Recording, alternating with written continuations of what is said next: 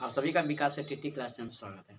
आज हम लोग ऑब्जेक्टिव क्वेश्चन के ऊपर फिर से चर्चा करेंगे और आज सबसे इम्पोर्टेंट बात ये है कि आज लास्ट वीडियो बनने वाला है। मतलब घबराइए नहीं, लास्ट वीडियो का मतलब है कि इसके बाद भी बनेंगे वीडियो, लेकिन ये वास्तविक संख्या के ऊपर ये लास्ट वीडियो है और मुझे उम्मीद है कि आप सब पहले वाले वीडियो से पूरा पढ़ाई पर पूरा ध्यान दिए होंगे और सारे जितनी भी क्वेश्चन हैं और उसके ऑप्शंस हैं आप बिल्कुल उस पर रिवीजन किए होंगे और अच्छे तरीके से आप लोग है ना बेहतरीन तरीके से उसे फोकस किए होंगे और बनाए होंगे, कॉपी में नोट किए होंगे, है ना दोस्तों। तो चलिए दोस्तों आज आगे बढ़ते हैं और आज वास्तविक संख्या के ऊपर लास्ट वीडियो करेंगे जो कि आप हमारे साथ हैं, तो फिर किस बात का गम है। आइए तो चलिए बहुत बहुत बहुत बहुत जोश और पूरे दिलो जान से लग जाते हैं आज की क्लास में और आज की वीडियो को शुरू करते हैं। तब अब बिना विलम्ब किए हुए कॉपी और कलम निकाल लीजिए दोस्तों और जल्दी से मेरे साथ बन जाइए, है ना। चलिए कम ऑन, जल्दी से क्वेश्चन लिखा जाए आज का, यानी आज का पहला सवाल जो आपके सामने है। बोर्ड पे मैं लिखने जा रहा हूँ और आप भी फटाफट जल्दी से हो सके तो बोर्ड पे लिखते, जैसे ही मैं बोर्ड पे लिखूंगा तो आप भी अपने कॉपी में लिखते चलिए तो ज़्यादा अच्छा रहेगा, है ना दोस्तों। चलिए स्टार्ट करते हैं। तो आज का सवाल है कि दो संख्याओं में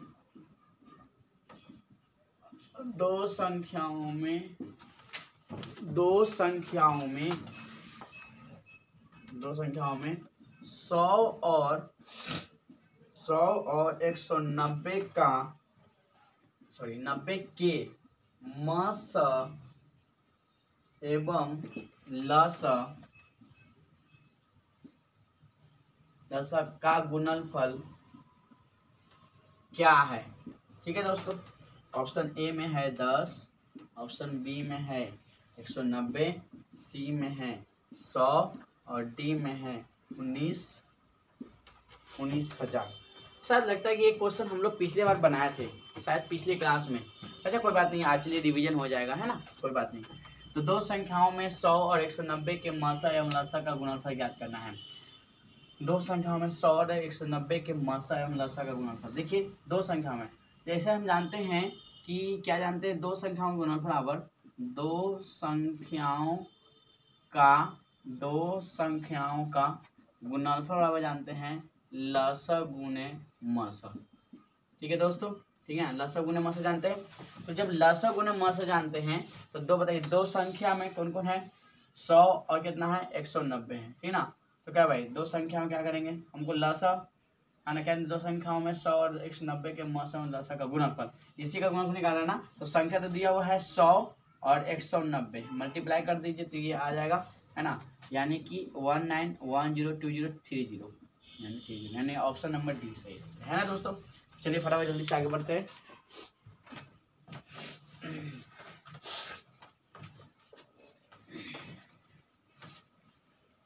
शायद ये क्वेश्चन लगता है कि पिछले बार मैंने बताया था, है ना आपको। चलिए अब हम आगे बढ़ते हैं। सवाल आगे है, यदि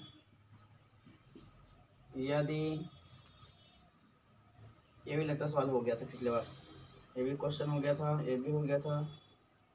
चलिए अगले क्वेश्चन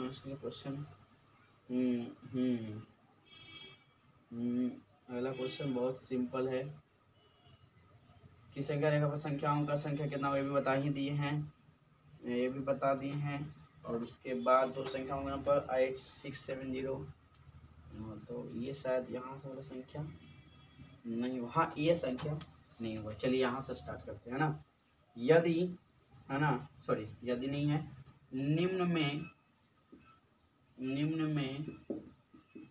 कौन अपरिमेय संख्या है। सर ये तो बहुत आसान है ना, अपरिमेय संख्या नहीं है पूछ रहा है।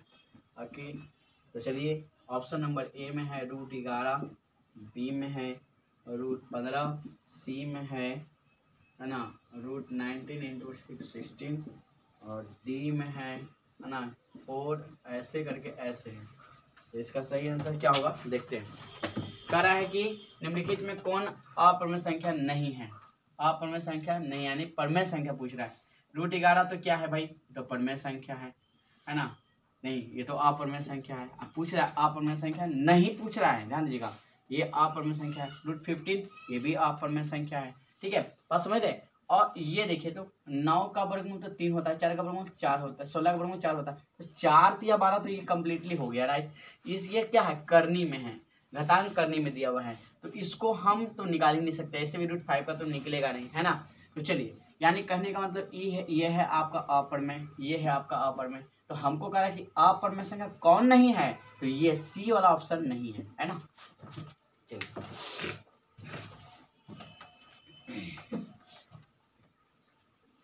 अगला सवाल देखते हैं।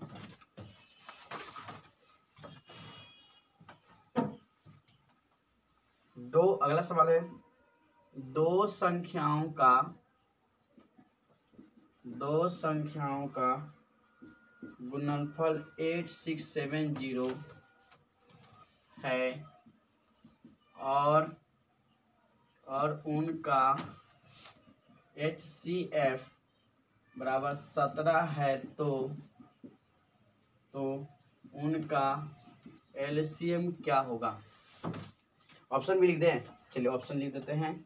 ऑप्शन है बाबू, ए में है 102, बी में है 85, सी में है 107, डी में है ना 510, ठीक है।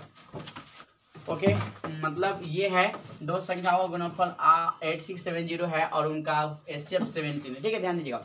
देखिए बाबू, दो संख्याओं का गुणनफल दिया हुआ है, आपको पता है मैंने फॉर्मूला बताया है आपको कि दो संख्याओं का गुणनफल, यानी दो संख्याओं का गुणनफल क्या है, दो संख्याओं का गुणनफल होता है लसा गुने मसा होता है, राइट, पता ना है, लसा गुने मसा होता है, ठीक है। मैं थोड़ा शॉर्ट में लिखूंगा, ठीक है ना, आप लोग घबराइए नहीं, आराम से समझिएगा। दो संख्याओं का, देखो बात यह है ना कि समझना जरूरी है, अगर आप समझ जाओगे तो फिर ये आपका अपना हो जाएगा। हम अगर लिखेंगे तो ज़्यादा लिखते ही रह जाएंगे, लिखने पे जोर नहीं देना है, ठीक है, बात ज़्यादा से ज़्यादा समझने पे जोर देना है। दो संख्या कितना है, दो संख्या गुणनफल दिया हुआ, राइट, चलो भाई बहुत अच्छा, ठीक है, दो संख्या गुणनफल दिया हुआ है, तो 8670 हो गया। लसा उनका HCF 17 है, अच्छा 17 हो गया, यानी लसा नहीं दिया हुआ है, राइट, है ना। HCF का मतलब मसा दिया हुआ 17, तो हमको लसा ज्ञात करना बिल्कुल आसान है। अब इधर इसका ही बताइए, गुना में थोड़ा कितना है, भागा हुआ जगह 8670 इन बाई 17 बराबर लसा, ठीक है ना। अब ध्यान दीजिएगा, अब देखो एक बात समझो, लसा ये कटेगा कि नहीं कटेगा, बिल्कुल कटेगा, देखते हैं कहीं ना कहीं जुगाड़ तो होना चाहिए, हाँ ना। 8670 को अगर हम 17 से काटेंगे, 17 × 5 = 85, 17 दहा है ना 170, यानी 510, यानी DL से, ठीक है। तो बस कुछ नहीं है, अगर अब तो ये आपका बता दें आपको कि ये लास्ट है, और बिल्कुल आज जो है ना वास्तविक संख्या पर हम लास्ट वीडियो कर रहे हैं, ठीक है। और आप दोस्तों बिल्कुल सारा वीडियो देखिए, और उन सारे वीडियो से वास्तविक संख्या के जितने भी ऑब्जेक्टिव क्वेश्चन हैं, जितने भी वस्तुनिष्ठ प्रश्न है, उसको एक बार जरूर घर पे बना लें, है ना, रिविजन कर लें, हो सके तो एक दो बार फिर से अपने से खुद से लिख करके एक अपने आप से टेस्ट लीजिए कि मैं सही बना रहा हूँ कि नहीं बना रहा हूँ। एग्जाम से पहले अगर ऐसा आप करेंगे तो बिल्कुल आप सही मायने में मानिए कि आप एक अच्छी तैयारी में लगे हुए हैं, ठीक है। और एग्जाम के अब कुछ दिन ही बचे हुए हैं। आज जैसा कि आज मैंने डमी टेस्ट भी लिया था कि एग्जाम को ले करके, है ना, कितना सतर्कता हमें अपने क्लास में, ठीक है, देखने को मिल रहा है, ये तो आप समझ ही रहे होंगे, और आप में कोई कमी ना रह जाए, इसलिए हम पूरे तैयारी के साथ आपकी तैयारी हम करवा रहे हैं, है कि नहीं। तो चलिए, मुझे उम्मीद है कि आपकी तैयारी बेहतरीन हो रही है, और जहाँ तक मेरा सवाल है, हम कोशिश करेंगे कि मुझसे जितना बन सके, अगर हमसे बनेगा 100, मैं कोशिश करूँगा 110 आपको बेहतर करने के लिए, ठीक है दोस्तों। चलिए अब हम यहाँ से आगे बढ़ते हैं, है ना, अगला क्वेश्चन।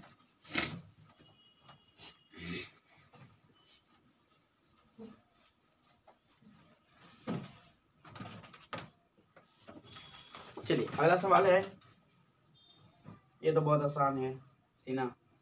चलिए एक और क्वेश्चन है जो बहुत सिंपल है, कह रहा है निम्नलिखित में कौन अभाज्य संख्या है। ऑप्शन लिख लेते हैं, है ना, 15, बी में लिखते हैं 12, सी में 75, डी में है 23, ठीक है। इसमें पूछा है कि निम्नलिखित में कौन आभास संख्या है। तो देखिए तो 15 जो है 1 से कटेगा, 3 से कटेगा, 5 से कटेगा, 15 से कटेगा। आभास संख्या किसे कहते हैं? तो मैंने बताया था आभास संख्या कहते हैं वैसी संख्या जो एक और स्वयं के अलावा किसी अन्य संख्या से ना कटे, है ना, किसी अन्य संख्या से ना कटे उसे आभास संख्या कहते हैं। तो अब बताइए, है ना, 15 जो है ना, 1 से कट रहा, 3 से कट रहा, 5 से कट रहा, 15 से कट रहा। 12 देखिए 1 से कटेगा, 3 से कटेगा, 4 से कटेगा, 12 से कटेगा, और है ना 6 से भी तो कटता है ना, 6 से भी कटेगा। 75 है ना, 75 कहता है 1 से कटेगा, 5 से, है ना, 15 पे 75, और क्या कटेगा बताइए, 5 से 15 25, ठीक है, 15 से भी कटेगा और 75 से भी कटेगा, ठीक है। अब देखिए 23 जो है सिर्फ 1 और 23 के अलावा किसी अन्य संख्या से नहीं कट रहा है। तो वैसी संख्या जो 1 और स्वयं के अलावा किसी अन्य संख्या से नहीं कटता हो तो उसे आभास संख्या कहते हैं। तो 23 आपका सही आंसर है। हम मुझसे ये पूछा जा रहा है कि निम्नलिखित में कौन आभास संख्या है। तो निम्नलिखित में कौन आभास संख्या है हमें यही पता चला, यानी कि 23 जो है आभास संख्या आपका है, ठीक है ना। ठीक है दोस्तों,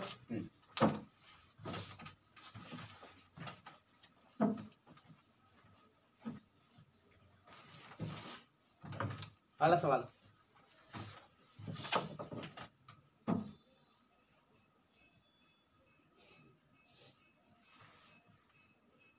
निम्नलिखित में कौन अशांत दशमलव विस्तार है।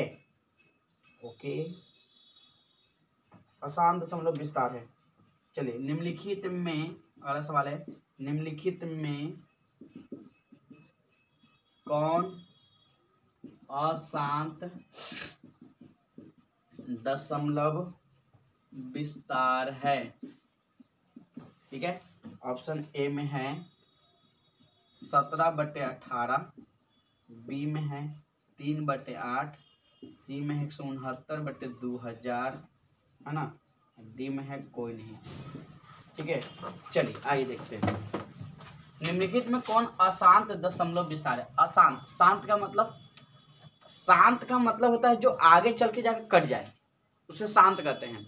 जैसे मान लीजिए कि हम 2 को 5 से भाग दीजिए, तो 2 को 5 से जब भाग देंगे तो लगेगा, है ना, 5 चौक 20, कटेगा कि नहीं कटेगा। तो ये शांत दशमलव प्रसार है।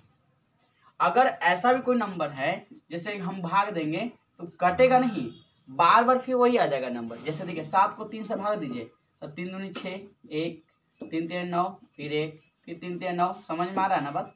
हर बार वही लग रहा है, ये कटेगा ना, ये हो जाएगा अशांत। और ये जो देख रहे हैं ये है शांत।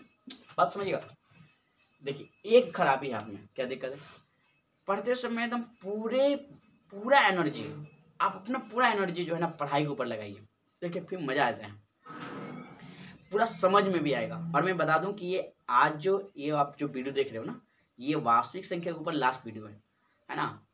और अगर आप ऐसे ही समय पार करोगे तो एक समय आएगा जब आपको पछताना पड़ेगा।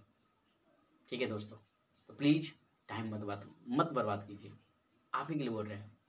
लग जाइए पूरे जोर से, पूरे होशो हवास में एकदम लग जाइए, ठंड को मारिए एकदम इधर उधर, मतलब कहते हैं ठंड को मारो गोली, है ना, ठंड जाए बाहर में। लेकिन हाँ, ऐसा नहीं पढ़ना है कि अपने आप को तबीयत खराब कर लेना है। शरीर पहले है, उसके बाद कुछ है। तो शरीर को बचाए रख करके पढ़ाई करते रहिए। नहीं कि सर ऐसा करते हैं, सर शरीर बचाने के लिए सर क्रिकेट खेलते हैं, अच्छा सर गर्मी लगेगा उसके लिए बैडमिंटन खेलते हैं। तो आपको गर्मी लगेगा उसके लिए बैडमिंटन खेलोगे तो पढ़ेगा कौन, है ना। पढ़ाई करना है बच के, ठीक है। कहते कि यहाँ पे ध्यान दीजिएगा, यहाँ पर अब आप यहाँ पे क्या है, हाँ चलिए, तो पूछ रहा है कि इसमें से कौन अशांत दशमलव विस्तार है। 17/18, है ना, 3/8।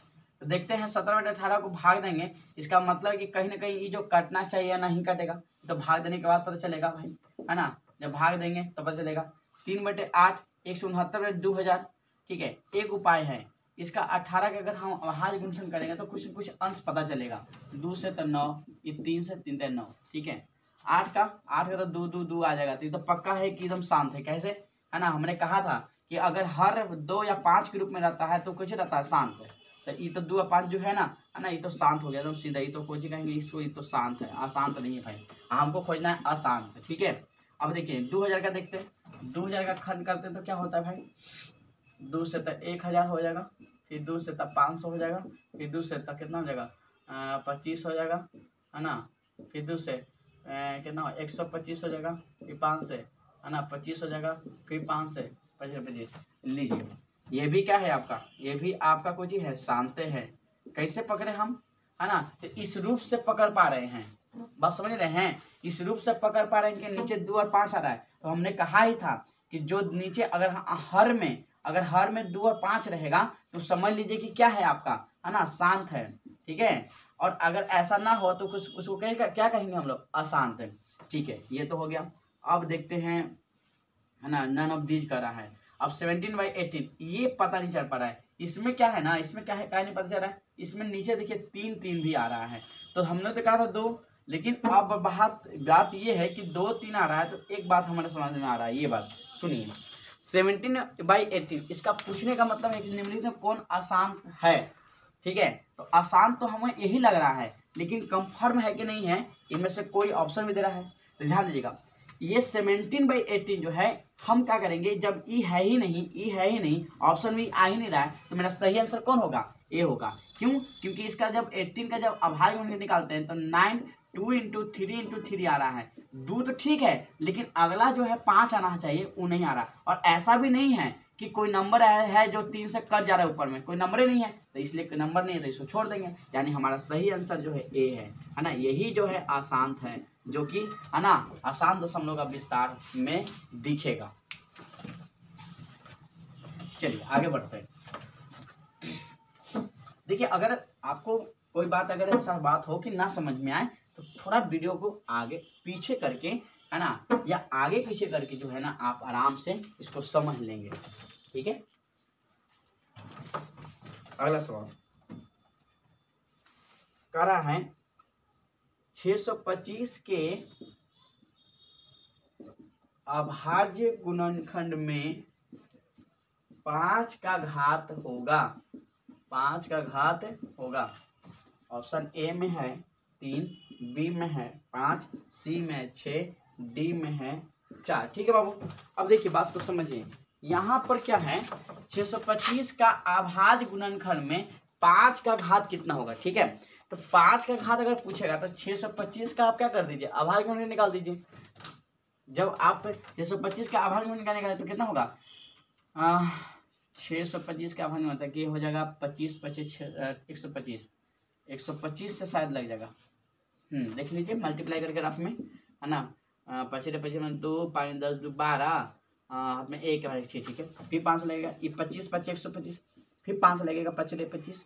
तो देखिए तो, है ना, 625 बराबर हम लिख सकते हैं बाबू 5 गुने 5 गुने 5 गुने 5, बोलिए ना। देखिए इधर देखिए जैसे 625 है ना, 625 के मैंने अभाज्य गुणनखंड निकाला है। तो जब हम 625 का अभाज्य गुणनखंड निकाले हैं तो 625 को लिख सकते हैं 5 गुने 5 गुने 5 गुने 5। हाँ या ना, देखिए हाँ या ना, होगा कि नहीं होगा आप कमेंट कर दीजिए, होगा ना पक्का। अच्छा एक बात ये है कि जब होगा तो इसको लिख सकते हैं ना, 5 के पावर 1 2 3 4 है ना बाबू, तो 4 लिख दी। बताइए इसका पावर क्या है, 4 को, देखिए 4 को ना है, 5 दे रहा है ना, ये मत समझिए कि 5 आंसर होगा, ये 5 के बाद पूछा, देखिए पूछा 5 का घात कितना होगा, ठीक है, 5 के घात पूछा है, तो 5 के घात का मतलब क्या होगा, 5 की पावर है 4, तो 4 आंसर सही है, ठीक है। चलिए अगला समझते हैं।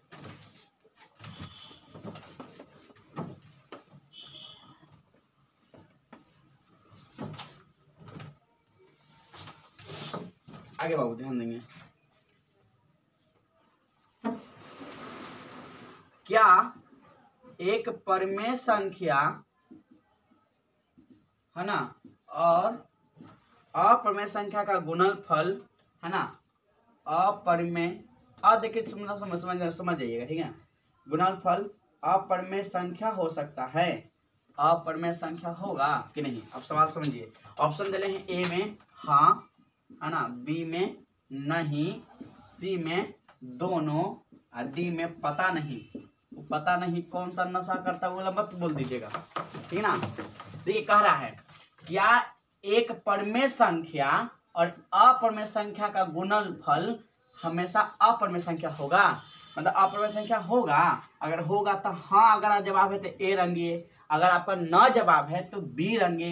अगर आपको लगता है कि ना भाई दोनों सही है, हम हाँ में भी है, दुल्हों के चाचा दुल्हनों के चाची हैं, तो दोनों में से सी होगा, है ना। आपको लगता है कि पता नहीं वो कौन सा आंसर है, तो डी मार दीजिए।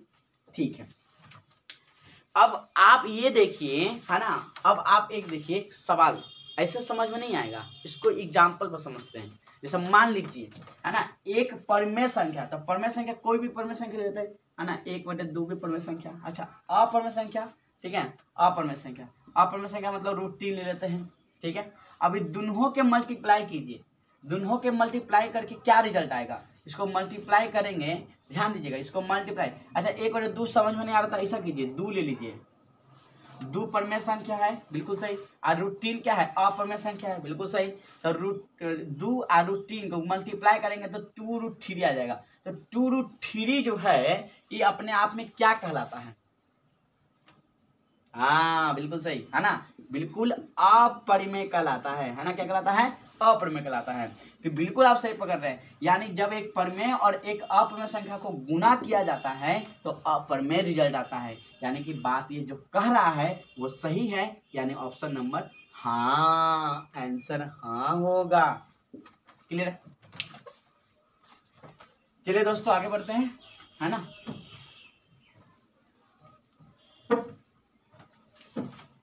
अगला सवाल है, यदि कह रहा है कि यदि दो संख्याओं का, मैं बोल रहा हूँ ठीक है, लिखना बहुत टाइम लगता है, यदि दो संख्याओं का एचसीएफ जो है ना 25 है, और एलसीएम जो है 50 हो तो संख्याओं का गुणनफल क्या होगा। चलिए बहुत अच्छा, ऑप्शन ए में है 1150, बी में है 1350, सी में है 50 और डी में है 1250। ठीक है ना, चलिए ध्यान दीजिएगा। तो हमारा सवाल है कि एचसीएफ दिया हुआ है, एलसीएम दिया हुआ है, तो दो संख्याओं का गुणनफल क्या होगा। इसका एक ब्रह्मास्त्र है, मतलब सॉरी माफ कीजिएगा, इसका एक ही एगो हथियार है, उसका एक हथियार बस क्या आपको चलाने आता है, तो समझिए इस तरह का सवाल का जो है ना जवाब आप बिल्कुल जानते हैं, इसमें न का कोई चांस ही नहीं है। अब बताइए इसमें जो है, देखिए बात बताते हैं, सुनिए, इसमें एक ही फॉर्मूला जो है आपको काम दे देगा, दो संख्याओं का गुणनफल बराबर लसा गुने मसा, ठीक है ना। तो दो संख्याओं का गुणनफल, दो संख्या पता नहीं है कौन है ना, चलिए 100 मान लेते हैं, है ना। चलिए लसा कितना दिले है, लसा दिले 50, अब मसा दिले 25, ठीक है। अब हमारा गुणनफल है तो पूछ रहा था दो संख्याओं का गुणनफल कितना होगा, तब 50 25 में गुना कर देंगे तो 25 25 125 है, आएगा शून्य, 1250 ऑप्शन में है, हाँ ये डी मार दीजिए। ठीक है, सवाल ये था, देखिए पूछ रहा क्या, सवाल पूरा कर देते हैं, पूछ रहा कह रहा है ना है कि दो संख्याओं का गुणनफल ज्ञात कीजिए यदि एचसीएफ दिया हुआ है, एलसीएम दिया हुआ है। ठीक है,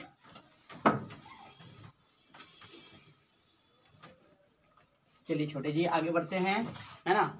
और हाँ 9th वाले बच्चे ध्यान दीजिएगा, 9th वाले जितने भी स्टूडेंट हैं, है ना, वो भी इस वीडियो को जरूर कंप्लीट कर लीजिए, क्योंकि 9th और 10th का तकरीबन, है ना, वास्तविक संख्या पर, है ना, एक ही टर्म की बात की जाती है।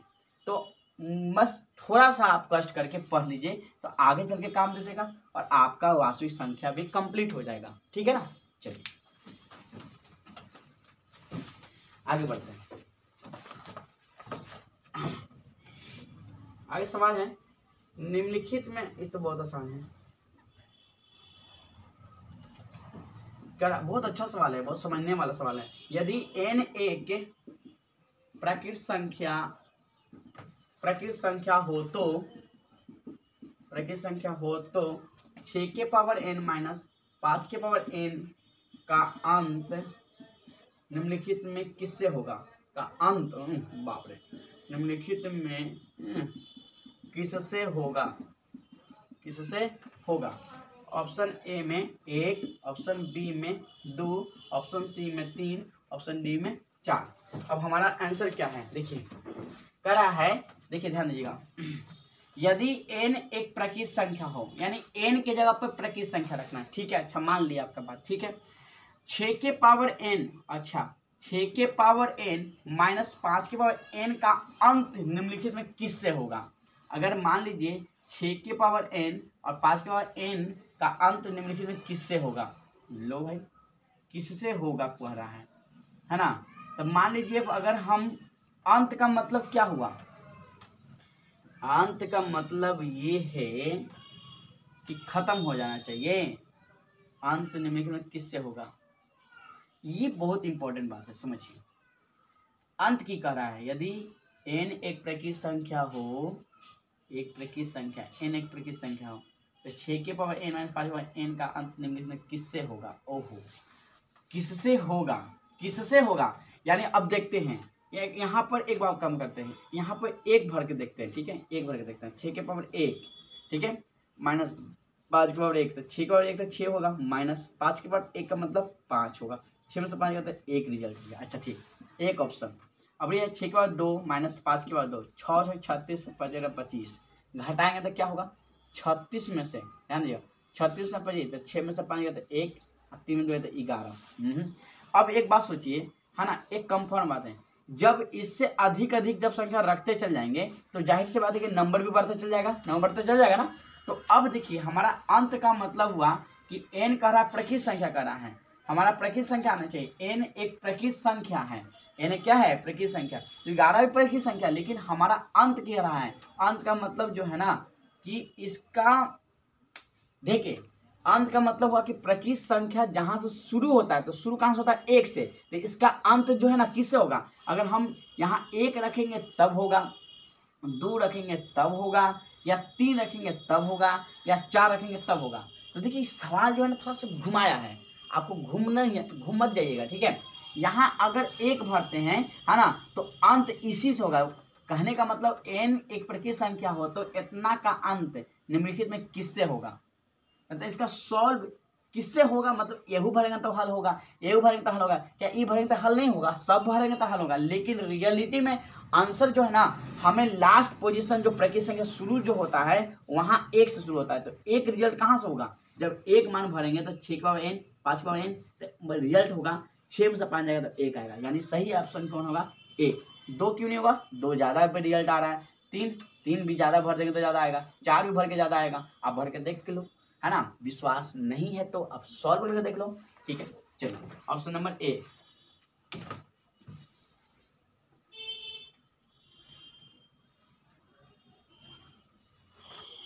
पहला सवाल है, हटा चलिए हटा देते हैं।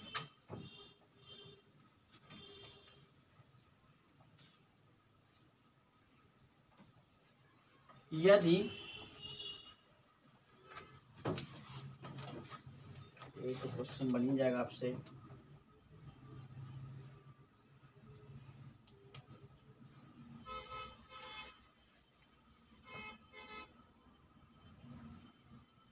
कह रहा है कि यदि 15/16, ये तो बन जाएगा आपसे, कौन सा समोसा, चलिए ये देख लेते हैं।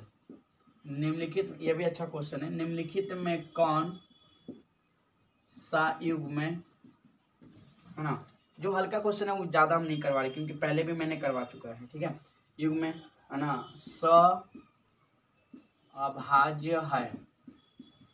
अब देखिए अभाज्य का बात है ना, 15 20 20 9 16 ठीक है, 13 52 ठीक है, डी में 21 84।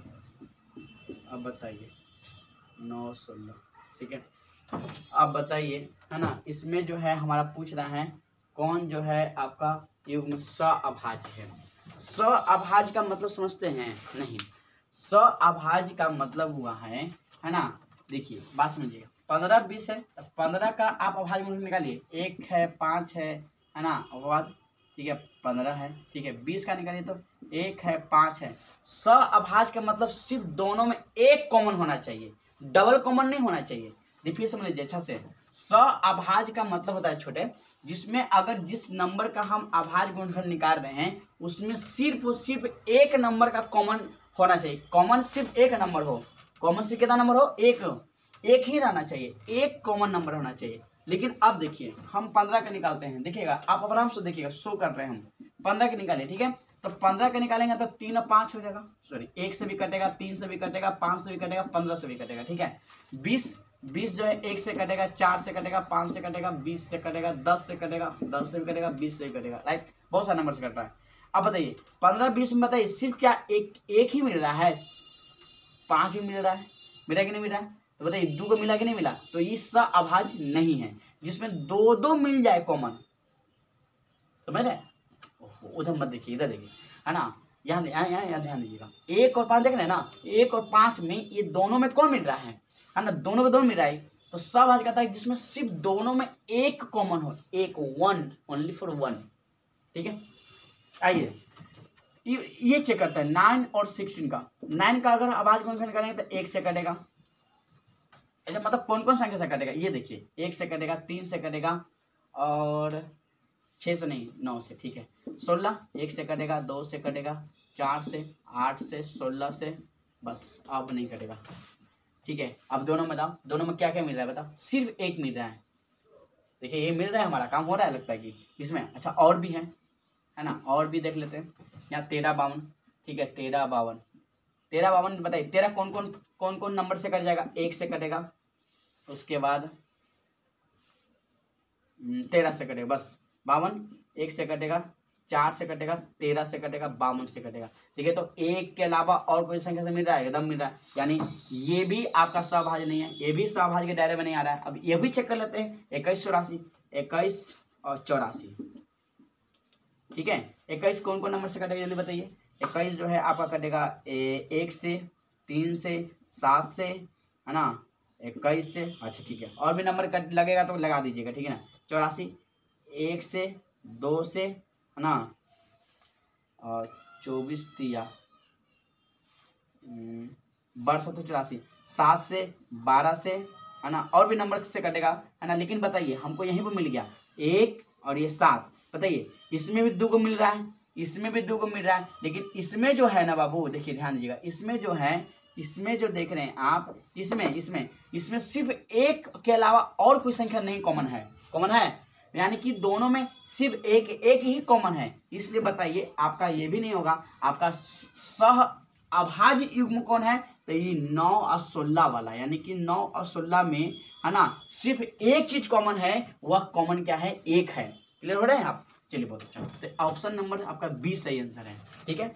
चलिए आज हम लोग जो भी मोस्ट क्वेश्चन है, बच्चा खुचा जो भी कुछ है ना, हम लोग आज कंप्लीट कर लेंगे दोस्त, ठीक है ना। और आज जो है ना, आज आपका जो है वास्तविक संख्या के ऊपर लास्ट वीडियो है, ठीक है। अब कल से जो है हम लोग बीजगणित पर दम लग जाएंगे, जोर से दम, क्योंकि हमारा मकसद है एग्जामिनेशन में अधिक से अधिक नंबर लाना, और जरूरी है कि हम प्रयास करें कि अभी से ही लग जाएं, क्योंकि देखिए अगर आप अभी से लग जाएंगे तब जाकर के आपका बेहतरीन नंबर आएगा। और आप सोचेंगे भोज के दिन कोहरा रोपने वाला बात, तो भोज के दिन कोहरा नहीं रोपा जाता, ठीक है ना, ये आपको पता है, पहले से पता है, ठीक है।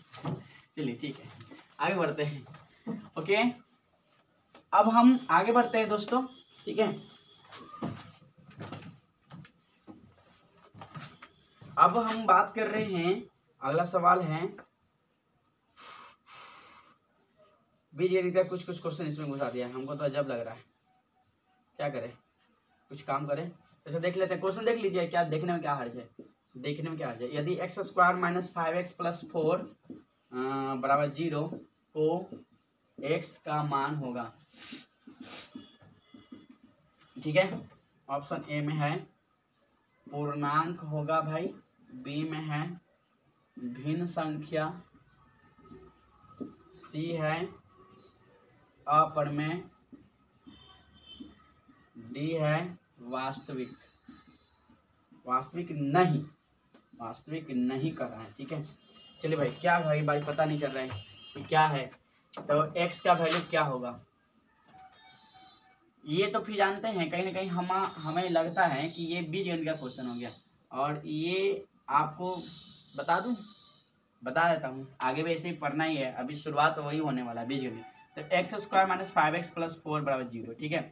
तो गुना करने पर 1 और जोड़ने घटाने पर 5, ऐसा कोई नंबर है जो गुना करेंगे तो 4 एकम 4, 4 है 5, नंबर बिल्कुल सही। 1x² - 4x - 1x + 4 = 0, ठीक है। 4 5 हो जाएगा ना, और 4 में 1 से गुणा तो +4 हो जाएगा। इसमें x कॉमन लेते हैं, x - 4, इसमें -1 कॉमन लेंगे, x - 4 बराबर 0। ठीक है, x - 4 इंटू x - 1 बराबर 0। ठीक है बाबू, x - 4 बराबर एक बार 0, x - 1 बराबर 0, x बराबर माइनस में तो प्लस में रह जाएगा, ये माइनस में तो प्लस में। तो अब आपका ऑप्शन क्या है, यहाँ पे कर रहा है भाई, है ना, पूर्णांक भी कर रहा है कि x का मान क्या होगा। यहाँ 1 4 क्या है, पॉजिटिव नंबर है ना। x का मान क्या है, भिन्न संख्या है ना। पूर्णांक संख्या, अपूर्णांक संख्या, वास्तविक नहीं है। पूर्णांक अपूर्णांक संख्या तो बिल्कुल नहीं है, क्योंकि यह 4 है जो है ना 1 है। ठीक है, ये तो होगा नहीं। वास्तविक नहीं है, कैसे नहीं है, ये परमेय संख्या है तो वास्तविक के रूप में तो आ ही गया, है ना। वास्तविक संख्या किसे कहते हैं, परमेय और परमेय संख्या के मिलन को वास्तविक संख्या कहते हैं। तो ये तो बात भी नहीं होगा, है ना, ये भी काम खत्म हो गया। अब रहा भाई पूर्णांक और भिन्न संख्या। पूर्णांक और भिन्न संख्या, पूर्णांक किसे कहते हैं, पूर्णांक कहते हैं कि नेगेटिव नंबर से लेकर के 0 पॉजिटिव सब नंबर आ जाता है। ठीक है ना, तो यहाँ पर पूर्णांक या भिन्न, यही दो ऑप्शन में से कोई ऑप्शन होगा। लेकिन अब ये कौन होगा, ये हम आपको छोड़ देते हैं। आप हमें कमेंट में बताओगे कि इसका सही आंसर कौन होगा। ठीक है, हमें आंसर सॉल्व कर दिया, आपका आंसर है 4 और 1 आया है, और आपको बताना है कि पूर्णांक होगा कि भिन्न होगा। इसका मतलब ये हुआ, मेरा डायरेक्ट पूछने का मतलब यही है, इनडायरेक्टली पूछेगा मतलब पूछने का कि पूर्णांक संख्या किसे कहते हैं, फिर पूछ रहे हैं आपसे कि भिन्न संख्या किसे कहते हैं। अगर आप बता दिए तो समझिए कि बात तो सही है, अगर नहीं बताएं तो ये क्वेश्चन आपसे नहीं बनेगा जनाब, एकदम ठोक लीजिए। कहाँ, यहाँ, है कि नहीं। ठीक है, कुछ और मत ठोकिएगा। ठीक है, चलिए ये क्वेश्चन आप पे छोड़ देते हैं, और हम आधा काम कर दिए, आधा आप काम करेंगे। सर करेंगे, सर बता ही दीजिए ना सर, क्या बात। ठीक है, चलिए हम बता देते हैं, ठीक ना, हम बता देंगे कि चलिए, हाँ नहीं बताएंगे, क्या तेजी में नहीं है, ठीक ना, प्रयास कीजिए। नहीं आएगा तो हमसे सवाल कमेंट करके पूछिएगा, कमेंट कर लीजिएगा कि सर ये, है ना, फलाना क्वेश्चन का जो है ना आंसर आपने नहीं बताया तो जल्दी से आंसर बता दीजिए। ठीक है, कमेंट करिएगा। ठीक है, चलिए अगला सवाल है, आधा मैंने बनाया, आधा आप काम करो, ठीक ना। आप एक हाथ हम निकालेंगे, एक हाथ आप, दोनों से बजेगा ताली। चलो ठीक है, अगला सवाल देखते हैं दोस्तों, है ना। अब सवाल, चलिए अगला सवाल देखते हैं दोस्तों। अगला सवाल है, कुछ और सवाल, बस कुछ ही सवाल और बच गए हैं, ज़्यादा सवाल नहीं है। ठीक है, कह रहा है कि अगर √AB अगर अपरमेय संख्या हो, अपरमेय संख्या है तो √A प्लस √B कैसी संख्या है, कैसी संख्या है। ठीक है जनाब, चलिए बहुत अच्छा, ध्यान देखिए। क्वेश्चन है √AB अगर अपरमेय संख्या है तो √A प्लस √B कैसी संख्या है। ऑप्शन ए में है ना, परिमेय, बी में है ना, अभाज्य, सी में है भाज्य, डी में है ना अपरिमेय, डी में है अपरिमेय। तो ऑप्शन अब आपका ना दिया हुआ है और आपको बताना है। कह रहा है कि √A और B, है ना, √A और B अगर अपरिमेय संख्या है तो √A प्लस √B कैसी संख्या होगी। जाहिर सी बात है, दोनों देखिए बताइए, ये √AB कैसे आया, ये कभी न कभी ऐसे रहा होगा। और जनाब इधर ध्यान, इधर देखिए, है ना, ये कभी ना कभी जो है ऐसे रहा होगा, √A गुना √B रहा होगा। ठीक है, तो √A, है ना, और √B जो देख रहे हैं ना बाबू, √A, है ना, और गुना √B जो देख रहे हैं आप, इसको बात समझिए, इस बात को समझिए। यानी ये दोनों अपरमेय संख्या है, या दोनों में से कोई एक अपरमेय संख्या है ना, दोनों है या तो दोनों में से कोई एक पर अपरमेय संख्या है, इसीलिए इसका रिजल्ट भी अपरमेय संख्या हुआ है। तो पूछ रहा है कि अगर √A अगर √B कोई, है ना, कैसी संख्या है, तो अगर जोड़ेंगे तो भी उसका रिजल्ट अपरमेय संख्या ही आएगा। अपरमेय संख्या या तो जोड़ दीजिए या गुना कर दीजिए, वो सब रिजल्ट अपरमेय संख्या बना देता है। यानी कहने का मतलब, आप बुरा साथ रहेंगे तो आपको या तो वह सही काम करेगा तो भी आपको, है ना, फंसना है, अगर वह खराब काम करना है तो आपको फंसना है। यही होता है अपरमेय के साथ। अपरमेय संख्या जो है ना अपने आप में जो है ना बैडमैन है। ठीक है, बैडमैन है, और बैडमैन होने की वजह से है ना ये सबको अपने जैसा बना देता है। हाँ, कहाँ है कालिया समझ की बात। तो अपूर्णांक संख्या, इसलिए जो है ना ये जो है ना आपका ये जो रिजल्ट होगा किस संख्या होगा, अपूर्णांक संख्या। क्यों होगा, काहे होगा, ये सब हमने आपको बता दिया। तो ये आज का लास्ट सवाल था जो हमने आपको करवा दिया वास्तविक संख्या से।